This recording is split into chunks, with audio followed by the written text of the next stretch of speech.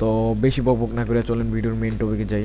আজকের ভিডিওটা হচ্ছে আমরা গত পার্টে দেখছিলাম যে সুকুনা বান্ডেল বের করতে আমাদের কিছু টোকেন, প্রায় 145টার মতো টোকেন আমরা ঘুরে ফেলছিলাম।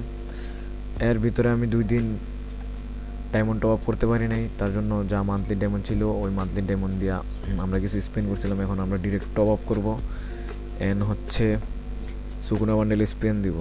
চলেন যাওয়া যাক। পেন্ডিং দেখাইতেছে, ওকে এসে পড়ছে ডায়মন্ড। আমরা এখানে 500 ক্লেম করে নিই। তো 1110 ডায়মন্ড আছে। তো চলেন আমরা আবার স্পেন করা শুরু করি সুকুনা বান্ডেলে। 許可なく見上げるな。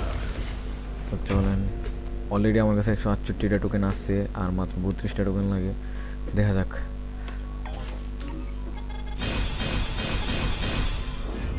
আহা ভাই, এত কম টোকেন লাইগা যা ভাই। বান্ডেল লাগ, এত বড় বান্ডেল এটাতে ভাই লাগে নাকি বলতাম।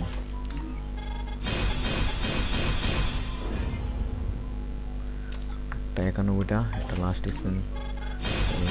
আরে ভাই লেগে গেছে প্লাস 60। ওকে, এটার জন্য 20টা টোকেন লাগতো কত, এখন হয়েছে 217টা। তো ফাইনালি আমরা সুকুনা বান্ডেল আনলক করে নিছি। ওপেন, জাস্ট আমরা এটার একটা লুক পরে দেখি কেমন লাগে। 許可な তো এভরিওয়ান, আজকের ভিডিও এই পর্যন্তই। আমার গলা ভাঙা, তার জন্য আমি ঠিক মতো কথা বলতে পারতেছি না। আজকের ভিডিও এই পর্যন্তই। নেক্সট কোনো ভিডিওতে আপনাদের সাথে আবার দেখা হবে। আল্লাহ হাফেজ।